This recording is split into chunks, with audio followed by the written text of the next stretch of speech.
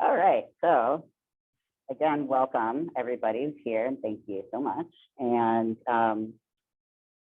again, I'm Calvin, and I use he, him pronouns, and I am from the Wildflower Alliance, Franklin County.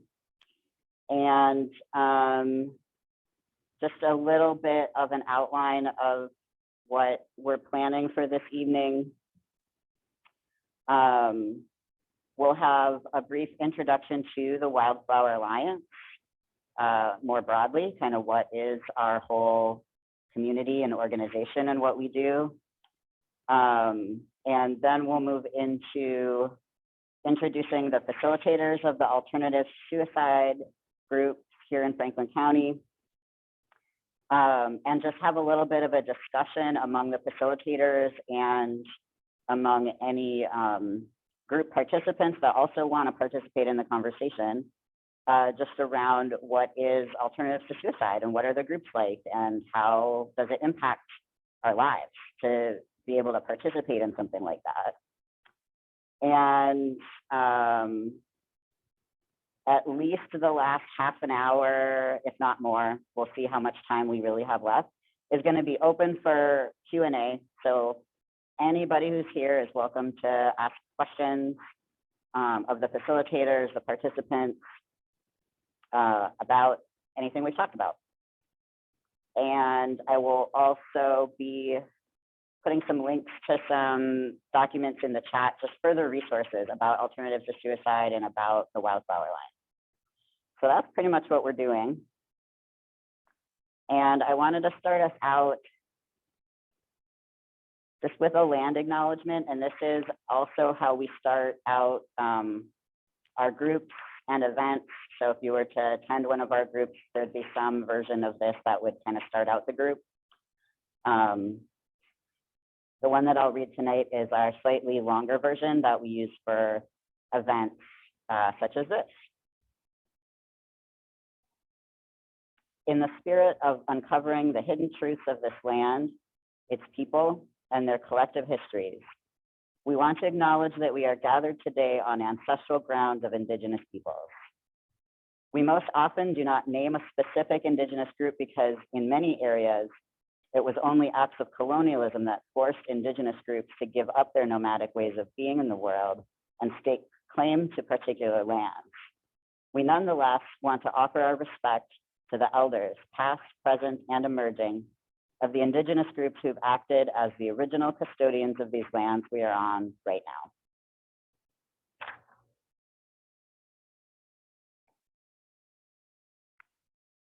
now. And now I would like to invite Lance to talk a little bit about the Wildflower Alliance. Lance has been a member of our community for a long, long time. And yeah, just going to give kind of an overview of what we do throughout Western Massachusetts and who we are as a community. Hi, good evening. Thanks, Calvin. I'm Lance, and I am currently a member of the Wildflower Alliance and a member of the Guiding Council of Western Massachusetts, which is the current incarnation of the body that existed before the Recovery and Learning Community of Western Massachusetts, which was the previous name of the Wildflower Alliance, was funded. It really, to give a little bit of a background, just to give a background, a deep history with the land acknowledgement. In many respects, the Wildflower Alliance emerged out of this amazing pool of revolutionary energy in the 60s and 70s that saw marginalized groups take on the systemic oppression of a mainstream culture that was imbued with white supremacist, patriarchal values and capitalist values, quite frankly. One of the groups that marginalized groups that emerged and began to organize on a grassroots level were those people who had been received psychiatric diagnosis or part of the quote mental health community And at one point there was, a strong outpouring, and the label was of mental health consumers. As time went on, the terminology shifted, but the real heartbeat of that was a peer-based grouping of people who were really trying to challenge the individual and systemic oppression that they had received as marginalized members of the community by the broader medical model psychiatric institutions of this culture. As time went on, there was enough continuity in these groups that they formed a strong enough alliance to be able to generate ultimately state funding from the Department of Mental Health for what were called the recovery learning communities back in the early 2000s. And the Wildflower Alliance emerged as the Western Mass RLC in, I think, about 2007, with actually an on-the-ground presence and funding and staffing to be able to provide a healing environment, an empowering environment, and a sustainable community of peers who were grounded in a certain set of defining principles. And those defining principles really were primarily, in my mind, that of mutuality, that we view one another's as equal. That there's not the traditional division between client and the medical expert, that we all are assumed to fundamentally, with the proper support, to be able to establish meaning in our own lives and determine our own direction. And that we can rely on one another in community to do that. And the way this sort of articulates itself in current reality is through several, although the pandemic has made this rather difficult, we still have open on-the-ground centers throughout Western Massachusetts. And I've been a member of the Greenfield Center for 10 years now. And during that time, the groups, the Wildflower Alliance groups that emerge and have been sustainable include Hearing Voices and Alternatives to Suicide. And I'll let the Alternatives to Suicide facilitators give more of an overview of that as we go on. But I just wanted to close with a continued excitement that I have personally, that a person with lived experience of having experienced extreme states and not had a setting where I could even talk about what I was experiencing that was safe and supportive, where my expressions of suicidal thoughts wouldn't be immediately caused to be written up and incarcerated. I'll use that term against my will, where the Wildflower Alliance provides programs of mutual support and settings where we can assume that we will be respected, that we will be seen as having the potential to navigate our way to our own personal power and health and move through the world. So that's sort of my take on it at this point. And again, I'll let the facilitators give a little bit more overview of the alternatives for suicide, alternatives to suicide groups. So that's it for me at this point. Thanks. All right, thank you, Lance. That was great. Yeah, so we've got the facilitators here in the room, and I'll just let them each introduce themselves. And then I have a few questions to kind of just get us started on talking about, the alternatives to suicide. What is it? What are the groups like? But Beth, would you like to start just by saying who you are? Hi, yeah, I'm Beth, and I'm an advocate here at Wildflower Alliance. I've been here for about 4 years, and I co-facilitate a couple of the Alternatives to Suicide groups, one here in Turners, where we are now, and one over in Greenfield, both with AJ, and I'm going to pass this over to AJ. Hi, y'all. Zoom is pretty scary for me, but I am here. I'm AJ. I use she and they pronouns. I hold the senior advocate position in Franklin, Hamden, and Berkshire County, and I've been facilitating these groups for a few years. Cool, thank you both. And so, got some more folks arriving. Hello, welcome. Come on in. We're just about to kick off a discussion. And the question that I wanted to start with was just to find out what is the Alternatives to Suicide approach, and how is it unique? How is it different from maybe other kinds of supports around suicide?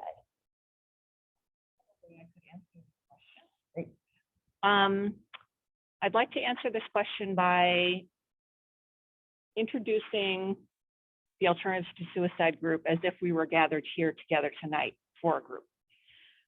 So I may say something like, you know, welcome to Alternatives to Suicide.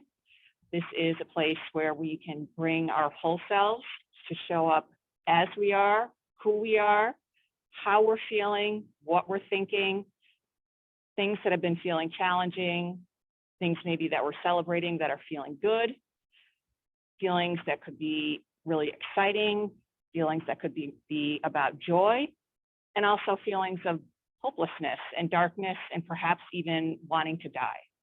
And yes, we talk about suicide in a way that is based in our shared lived experience. The facilitators are not clinicians. We are folks who struggle around suicide as well. And in sharing with each other, we do that with curiosity, with respect, with vulnerability, and we share from our own experiences. So we're not looking to fix anybody. We're not looking to give advice. One of the things that makes it super unique is that we do not call 911 or the police if someone says that they want to kill themselves. It's a place that we can explore together without fearing that someone's going to have their freedom taken away from them. And instead, it's a place where we can, you know, just talk about what's coming up for us, for ourselves. You want to add anything, AJ?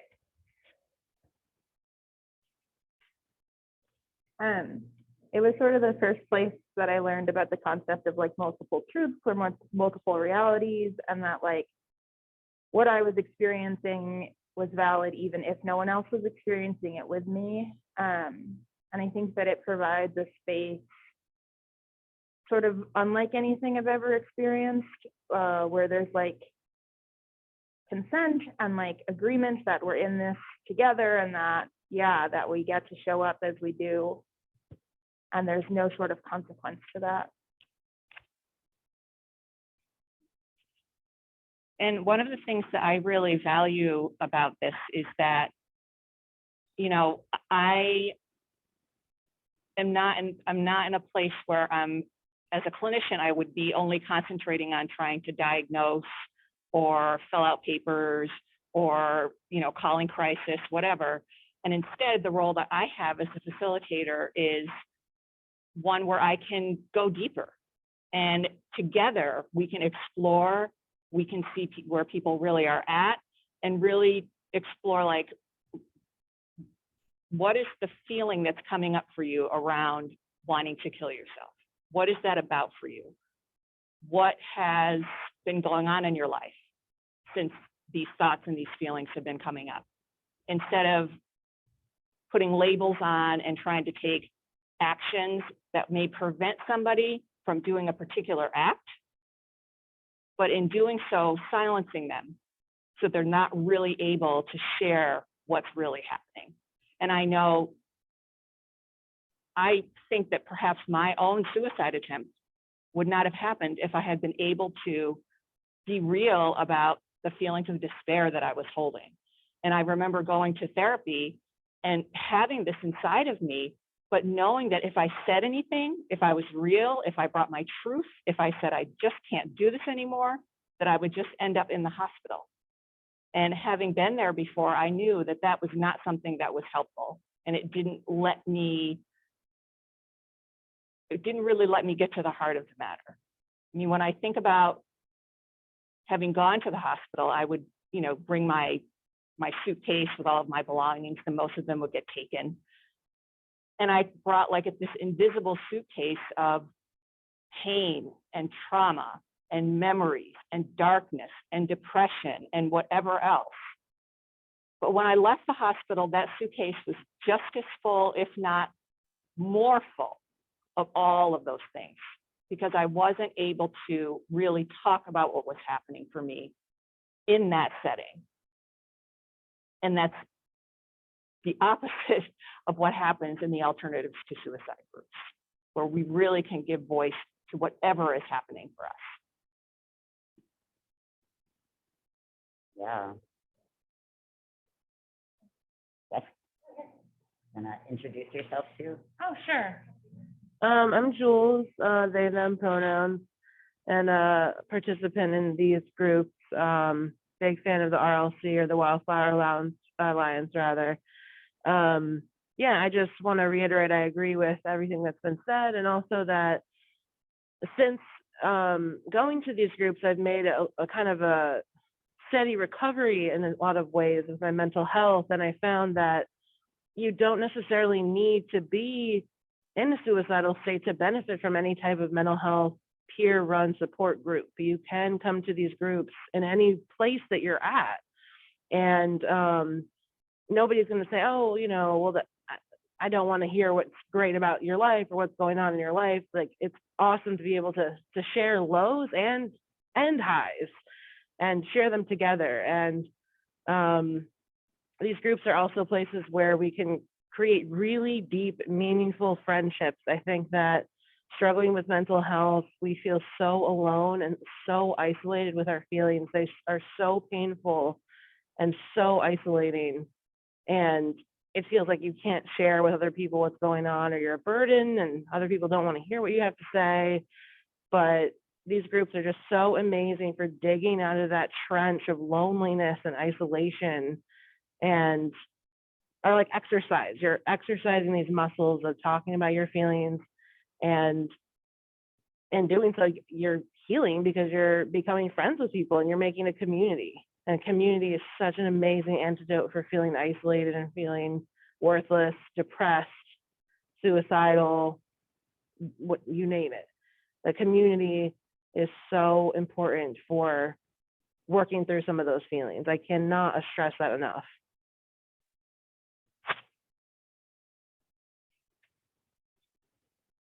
And yeah, I can just add to that, like when I've been a part of this group, what's felt really valuable to me was being able to, I guess, like bring in critique of like oppressive systems that we're living under. Like a lot of what Lance was speaking to kind of, in the overview and the history of how did this community emerge. It's so important for me to be able to have that recognition that the problems that I have with being alive aren't because of me. They don't come from inside me. I'm like not the one that's like messed up. That I am, experiencing like a lot of really difficult stuff because the world is the way that it is. And yeah, to expect me to sort of individually heal from all of that, I just think is like not realistic. And that was a lot of my experience of kind of, mainstream mental health treatment stuff too, is like, yeah, I'm supposed to just be plucked out of my community and like go to this like hospital where they like heal me, and then I can like go back out and like I'm better now. But the place where I actually heal is in my community with other people who can really validate that like life can be really unlivable, like legitimately, for like really concrete reasons. And we can figure out how to live in that world together. Something that, yeah, I really haven't gotten very many other places that I've gone. Yeah, I think that was the as I sense it, the most revolutionary moment in my life was the recognition that why I was in despair, why I was floundering, was not like a personal malady that was just somehow my fault or even my biological reality. It was a result of systemic conditions that I was encountering, and I was being, the system was saying, oh, just fit into, this world that is rife with racism and militarism and violence, and oppression, endemic sort of disrespect that's built into institutional patterns, and that the world was sane and I wasn't. And the flip was realizing that there were so many things in the world that my heart of hearts knew were unjust, unfair, inappropriate, and we could do a fuck of a lot better. Pardon my French. And that was, that being able to find a community of support for that was amazing. And I didn't stumble into the peer support of the Wildflower Alliance until I was a pretty advanced age, and I didn't come. I actually came in to share mindfulness, and I came to a community forum to present what I was, was going to do, and I picked up the brochure. I started paying attention to the meeting, and I broke into tears because I realized this is what I had been looking for all my life. So. And sort of pulling on the same thread, these groups are sort of the first space that I got a chance to challenge the notion that I was crazy or broken. Yeah, and that there's nothing wrong with me, that I've lived a life that's been pretty hard, and I've had reactions to that maybe some people haven't really liked. I haven't really liked them either. I wish I had other choices. I wish I had folks who helped me explore why I was having such big emotions and, how they were coming out and affecting me and other people. And since I've found community, I've had a lot less of those sort of bursts of feeling like I need to die, like immediately. And I don't know, even when I have felt like, okay, like I have a plan, like I need to end this, I've been able to move through because I have people who understand, and I'm not spending the little bit of energy I have explaining why in the first place, I guess, in terms of yeah, I'm a queer brown woman in the world, and so that's pretty heavy regardless of what's going on. And when I walk into into these spaces in specific, that isn't something I have to talk about. I get to talk about the other pieces of me because those matter too.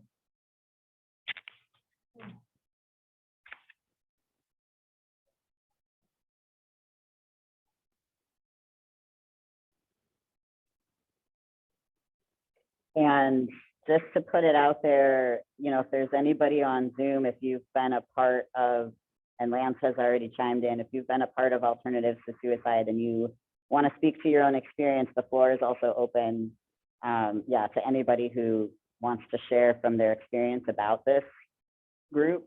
And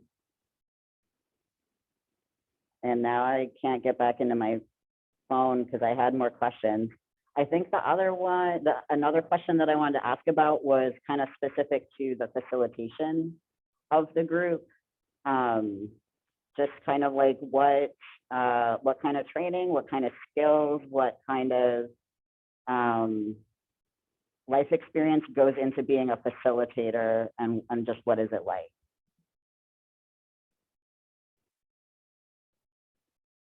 Whoever wants to start.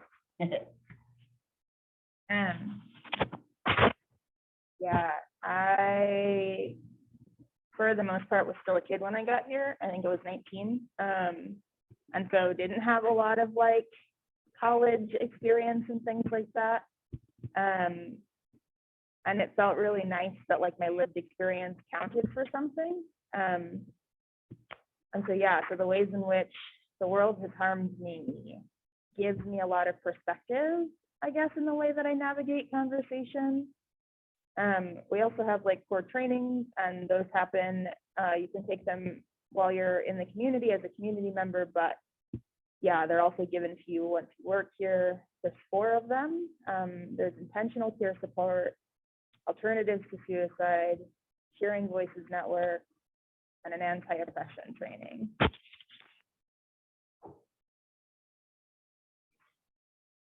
Yeah, I came to this work in middle age.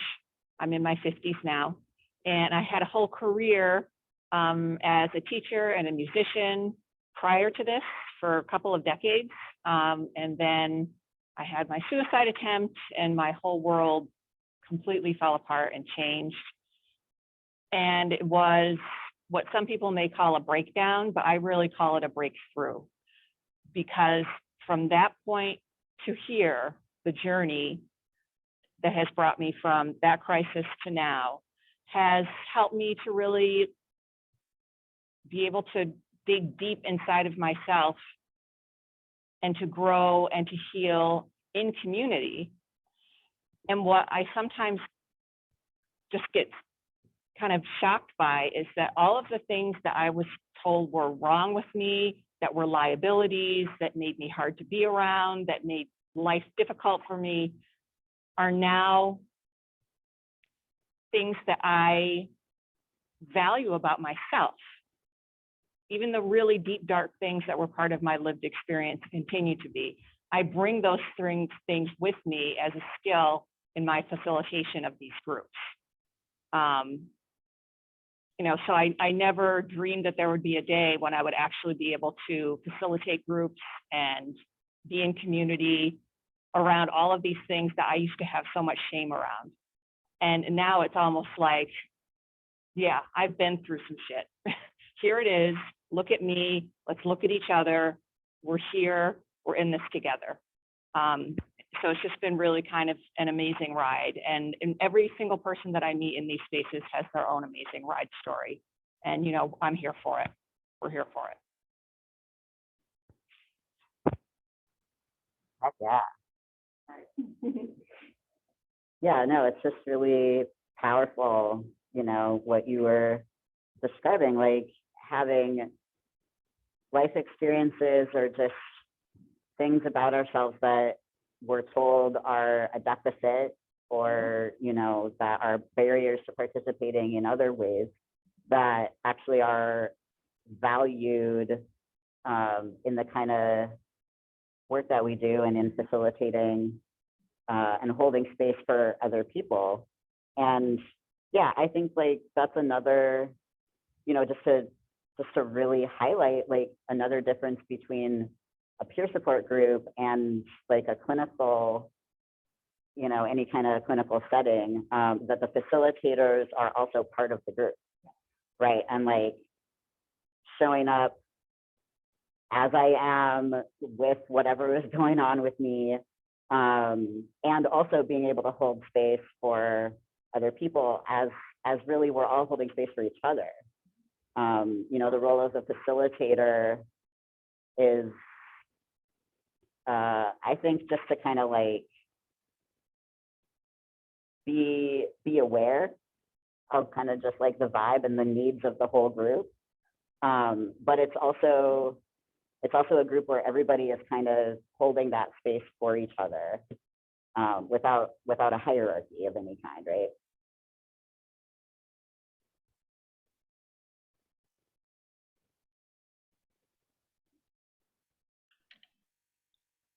Another question that I'm sometimes asked is kind of like, who can go to these groups? Like who's invited, who should come? I've had people say like, I don't know if I'm suicidal enough to come to your group. So yeah, do y'all want to talk a little bit about just sort of who's invited, who comes? Yeah, it's an open group to anyone in the community. Community is sort of a broad, like, do you exist? Do you want to be a part of our community? Come on in. Yeah, I have definitely sort of in traditional mental health systems gauged whether or not I was like in enough crisis to need support. And I'm really glad to say that there's no measure here, like you show up how you are. And sort of like what Jules was saying, if you're having a good time and you want to come tell us about your good time, come in too. Yeah, there's no wrong way to exist in the group.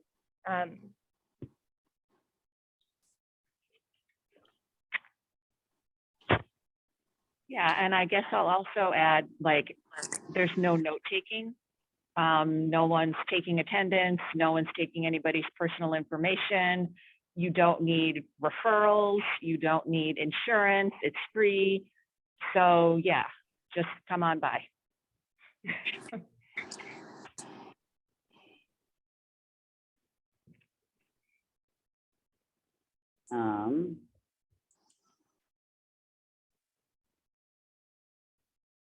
Well, I think we've covered a lot just about the approach, the nature of the group, what it's like.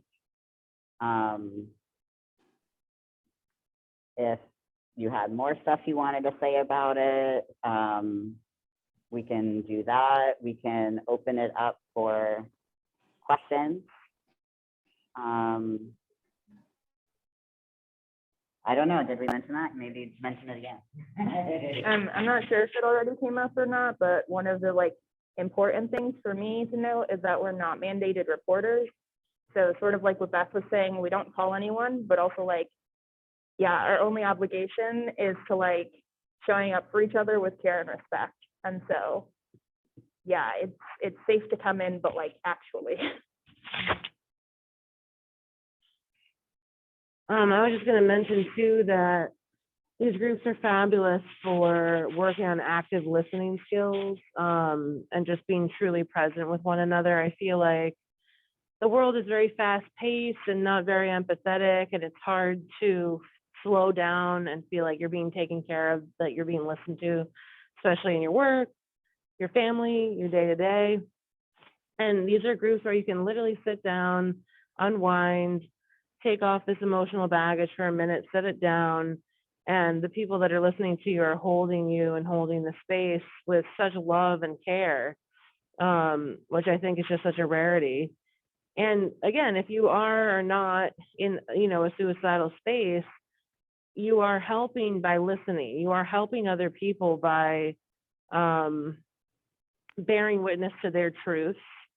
And I know when I was feeling very suicidal and I was feeling very low, I needed to feel like I had a purpose. I needed to feel like I was a good person, because for me, I felt fundamentally that I was wrong, that I was bad, or I should feel guilty for many different things.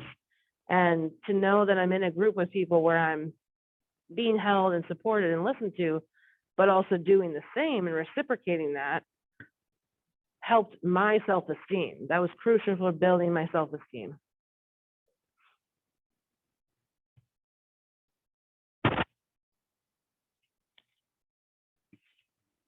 One of the things that I wanted to talk a little bit about is something that I knew very little about prior to learning about this work and about peer support, and in particular alternatives to suicide. And that is something that's felt really important to me, and it's curiosity. And it's one of like the major tenets of the way we approach peer support here at Wildflower Alliance. And of course, it comes into play in alternatives to suicide as well.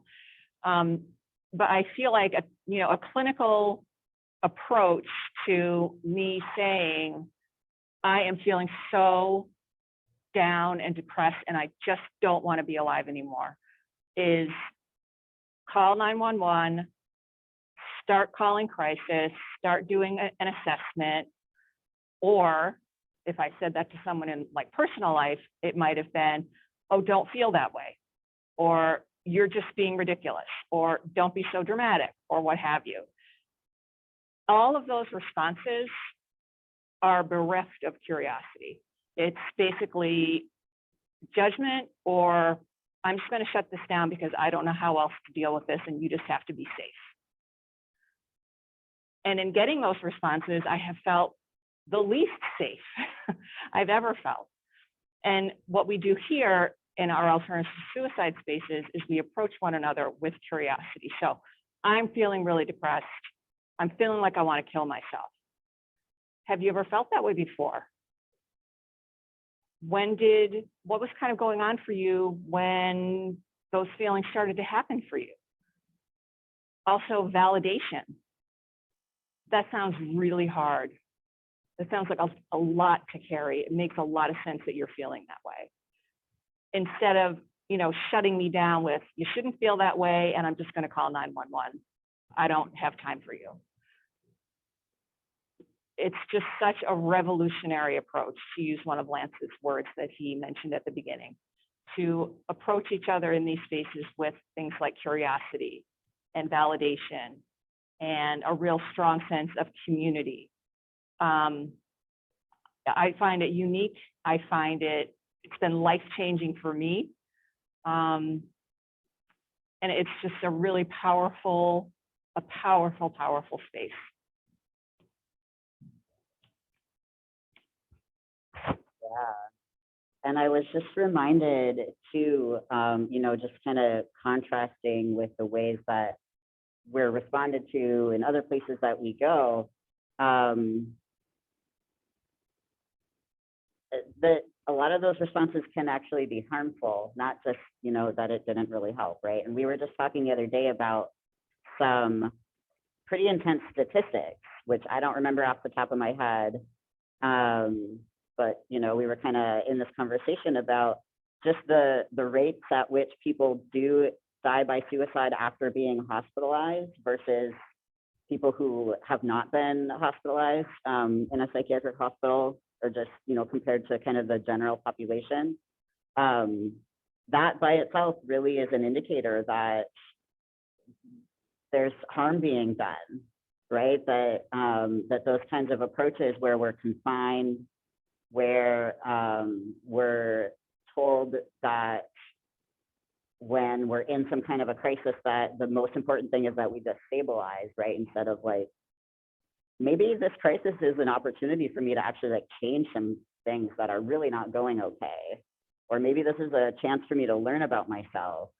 But yeah, kind of what you were describing, Beth, of like, I'm leaving and I still have my suitcase of all my stuff. Like, I'm going right back into that burning building. So yeah, I think that revolutionary is actually, the word, because that's what we need, a revolution in our approach to this kind of experience. Like, we can't just keep doing the same stuff that is causing further trauma and further harm.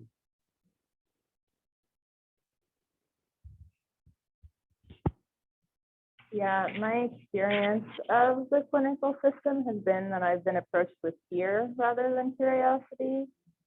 And yeah, sort of the way in which we approach people is with honesty. I can say, it makes me feel really scared to hear you say that, and then not do anything about it. I can own the feelings that I'm having without reacting and like making a choice for another person based on my fear. And I think that's really important. And I don't know, it took a little while to get used to, right? But for me, the difference that I learned is I was uncomfortable. I wasn't actually unsafe in situations where people were expressing big feelings to me. And I think that that's really important, because I can sit in my discomfort, especially if it means that I get to support someone. Yeah, what I hear there is just the ability to be authentic as a facilitator. Changes the whole lay of the land for everyone. I in some of the helped facilitate alternatives to suicide groups. I had one person inquiring about the group who was a clinician, and in just a one-on-one conversation, so exploring what the group was, and one of the things that she expresses is she's working in, I won't say what agency, but she feels totally incapable of being authentic about her despair, her sadness, her confusion in her work setting with clients and with coworkers, you know, basically. So you have this whole systemic situation set up, which I think is just really set for failure for many of us. You know, there's not this fundamental, again, I'll use the word mutuality, where we realize we can look at each other in the eyes and be real with one another. You know, and that is a healing phenomena to connect like that with other human beings in community.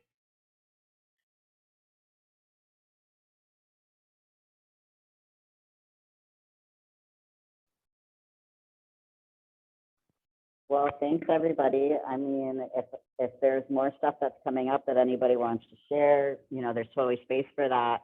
I also thought maybe we could open it up for questions. Anybody who's on Zoom that you know, if you'd like to ask questions of anybody who's been speaking here about the groups, about really anything we've talked about or anything that we haven't yet mentioned. You can use the chat. You can just unmute and speak out loud. We'll just open it up.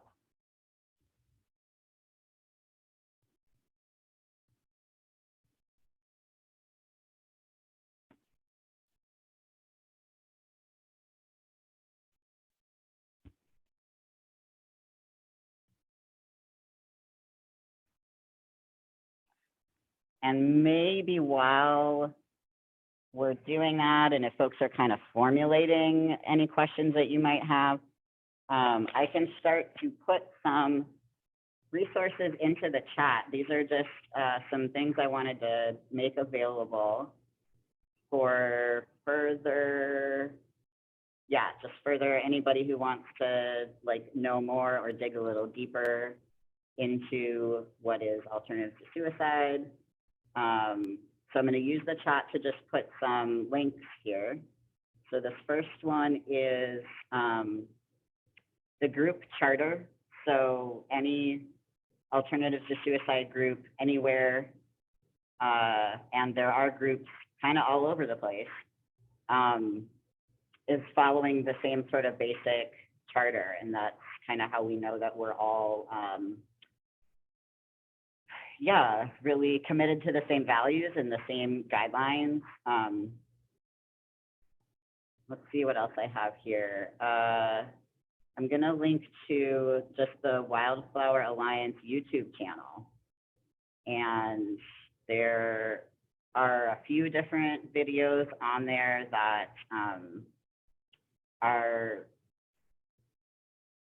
different discussions, webinars, just talking more in depth about alternatives to suicide groups and framework. Let's see, what else did I have?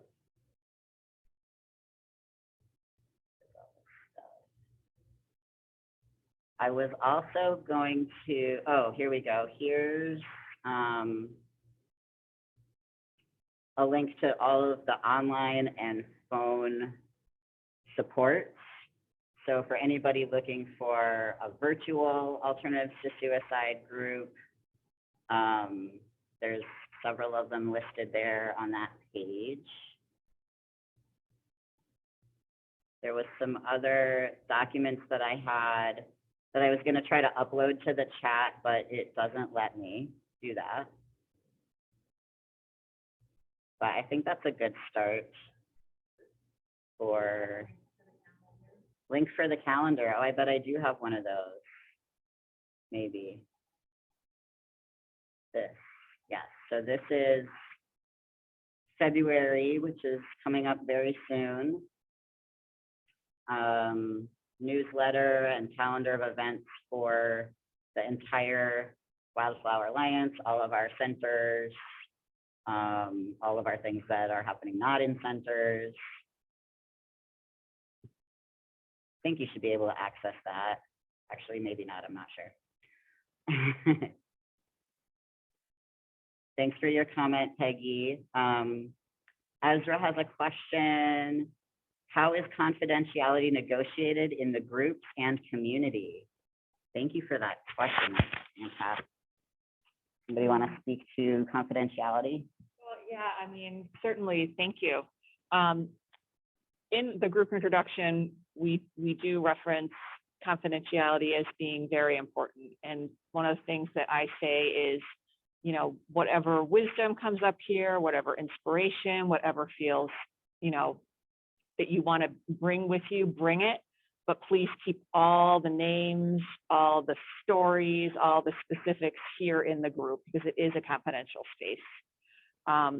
Anybody else want to say anything about that?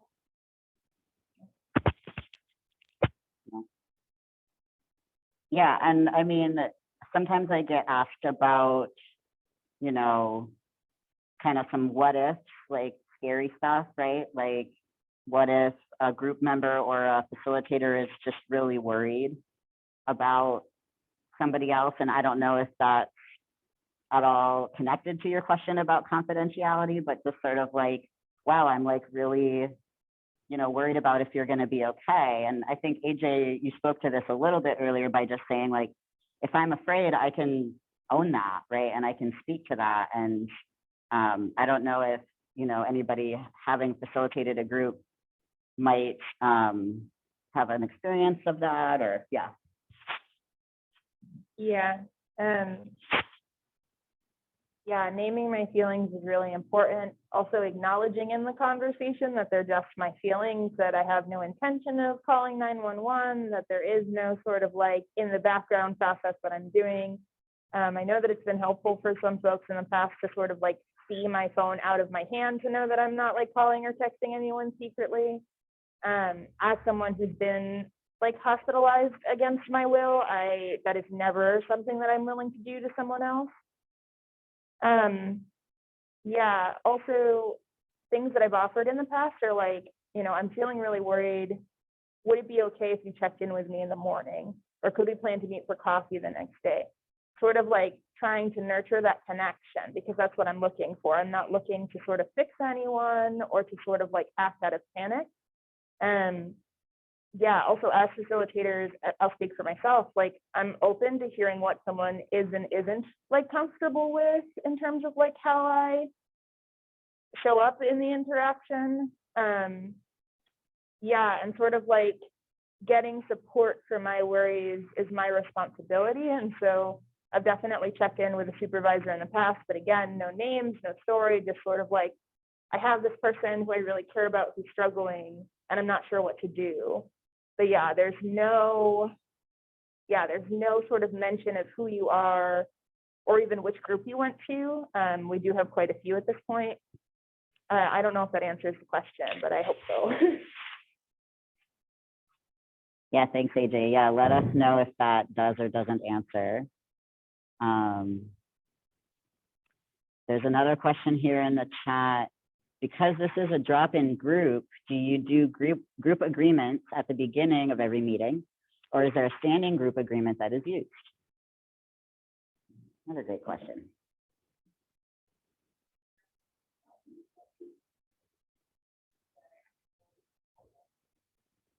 Well, I guess what I would think in answering that would be sort of the charter and yeah, the kind of just guiding principles of the organization.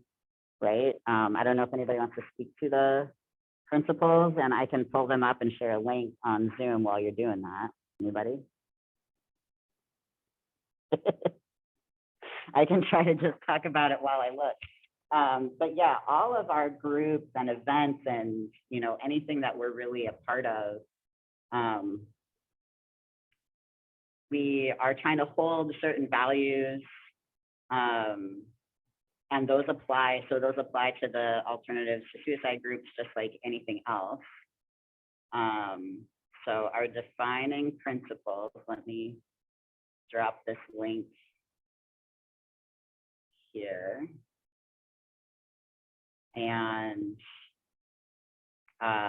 yeah, just real, you know, quick overview of them. It's about respect, which is about our language and and really interrupting injustice. It's about self-determination, which, you know, really is a lot about autonomy and, yeah, people being able to make their own meaning and their own decisions about their lives. We acknowledge that, you know, everybody has the potential to change and grow and to heal, and we're practicing real genuine, meaningful connection and relationship. And we have spoken to this concept of mutuality, not trying to fix anybody, and trying to show up really authentically as we are, respecting privacy, having an awareness of accessibility and trauma. So yeah, in terms of group agreements, that's really what we try to live by all the time. That's about it. Thank you. In addition to what Calvin was just talking about as far as our defining principles go, like, you know, something I would say in the introduction, or AJ would say in the introduction, might be something like, you know, the kind of conversation that we have in these groups isn't like a share and then you pass and then you share and then you pass. It's an organically developing conversation back and forth. So we welcome crosstalk. And also, like Calvin was mentioning, you know, respect is one of the values. If someone is sharing something and you want to respond, or you have a question, or you're having a feeling about it, whatever, it's important to ask the person who's sharing if they're open to a question or if they're open to a response. You know, just so the way that we hold our sharing in the group is really rooted in respect. Yeah, and you know, I just mentioned it super briefly, but you know, I could highlight just a little bit too from the Alternatives to Suicide Charter. I think that that does really serve as kind of the group agreement, you know, as well. It's the principles and values of any group that's using that approach. And there's a lot of overlap between those two documents. The charter really talks about naming kind of like power and not taking anyone's power away, that we are responsible to one another, but not for one another. Mentions consent and choice, responding to injustice, healing in community. And that charter also really just, yeah, lays out, you know, questions about confidentiality, and kind of the expectations, right, that people are attending for their own support, and not to observe, right? That's like really important, that everybody's kind of shows up as themselves, to get support for themselves. So yeah, there's a lot more in that charter document that also I think would speak to group agreements. Yeah, you're welcome.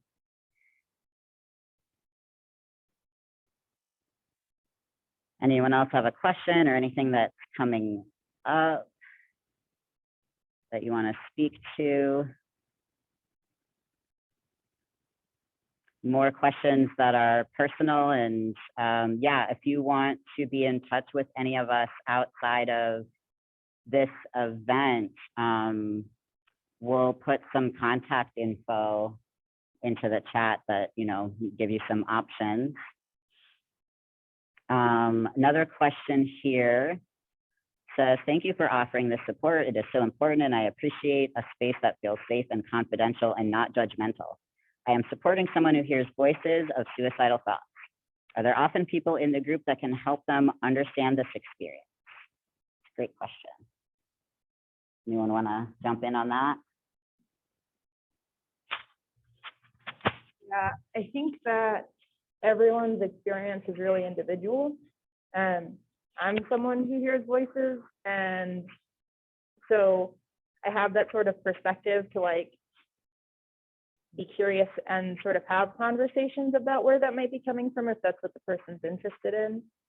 It's, yeah, often it's really just important to validate that like the experience is happening for the person.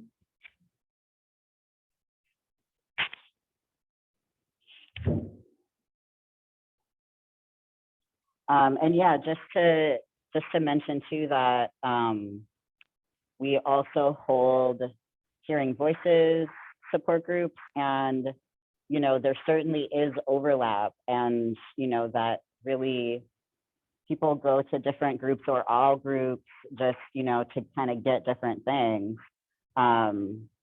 There certainly are you know experiences that are outside of quote unquote you know reality that might be really distressing, and that might contribute to thoughts around suicide.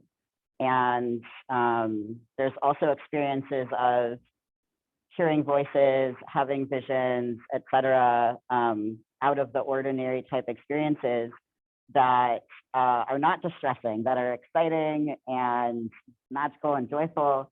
And those are all welcome too. You know, kind of, I think Jules was speaking to this earlier, like it's not a group to come to only when everything's falling apart and feels terrible, but it also is that, right? And so, yeah, any life circumstance that is contributing to life feeling really unlivable is completely welcome. And I think that often we are able to relate to each other's experiences, whether they're exactly the same or not, because we can recognize the feeling of that is overwhelming, that is like too much to deal with, and like I hear you on that one.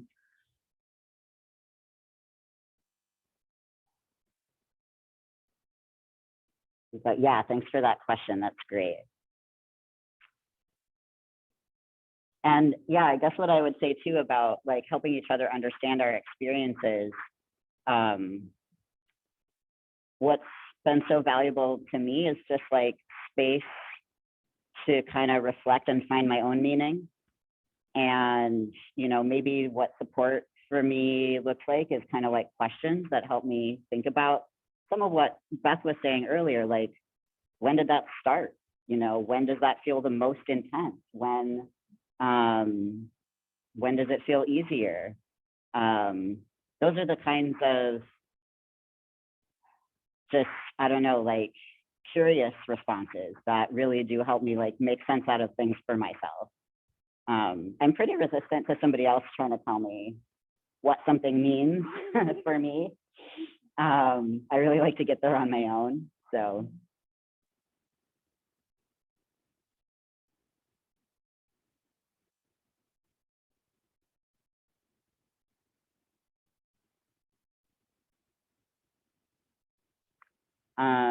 Yeah, so I don't know if anybody is still formulating a question, but I did say that we'd share some contact info or just ways to follow up with us to get, you know, more information or have some maybe like one-on-one conversations. So let's see what would be the best.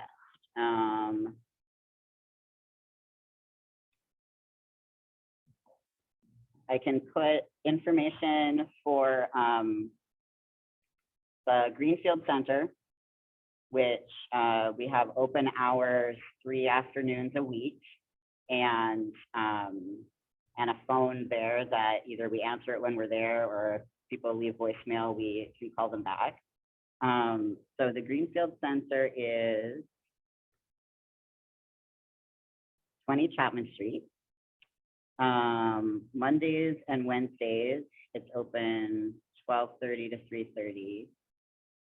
Fridays, 1 to 5 p.m. And does anybody know the phone number? I have it somewhere, but I never really call it. You have it in your phone?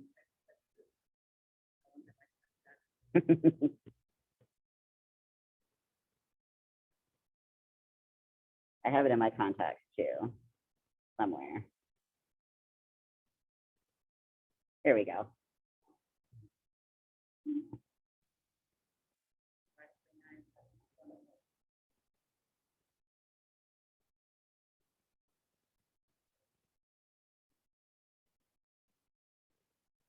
And yeah, just recognizing that those hours are somewhat limited.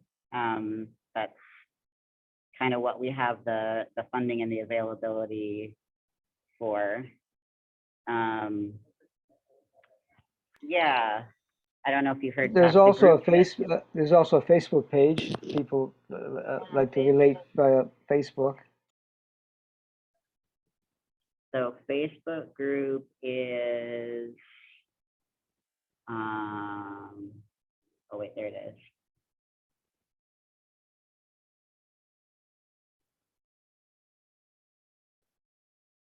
Put that in the chat.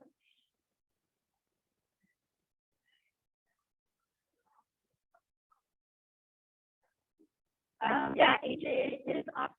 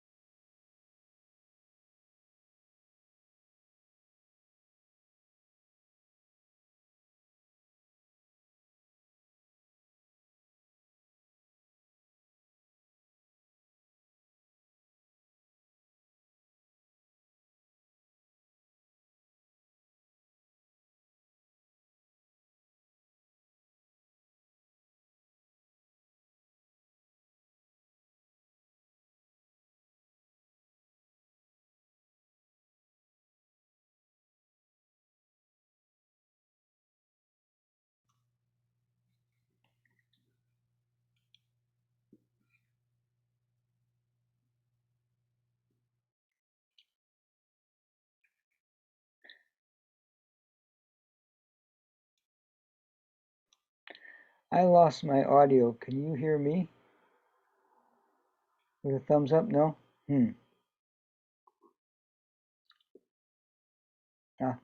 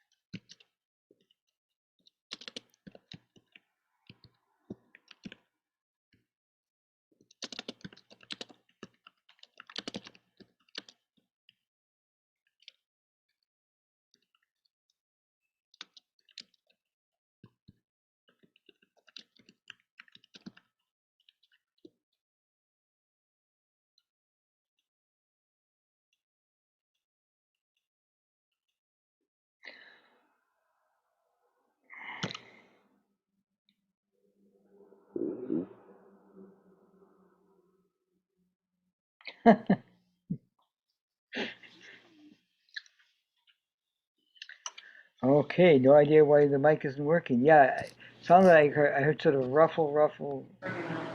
Ah, yeah, Can you hear me now? yes.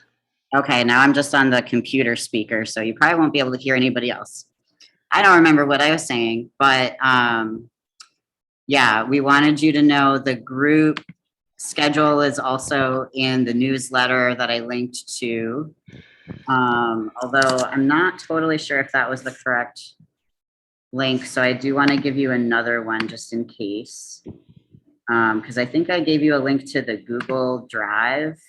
I don't know 100% if that's going to work for you. So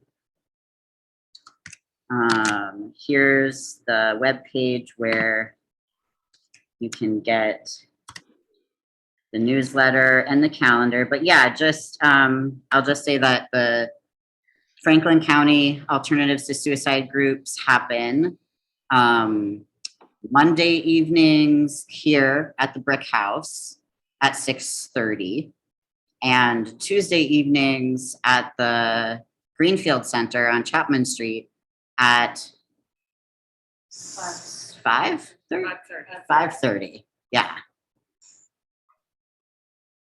And they are an hour and a half. There's an online group Wednesday at 1. Online Wednesday at 1. There's probably a lot. Oh, is that one of yours? Yeah, I think there's actually an Alternatives to Suicide online group like almost every day. If you check that schedule that I put in there. Yeah, thanks. Oh, they already left. Yeah, we can stick around for any other questions or wrap up. Feel free to go if you gotta go. Thanks everybody for being here. It was really great.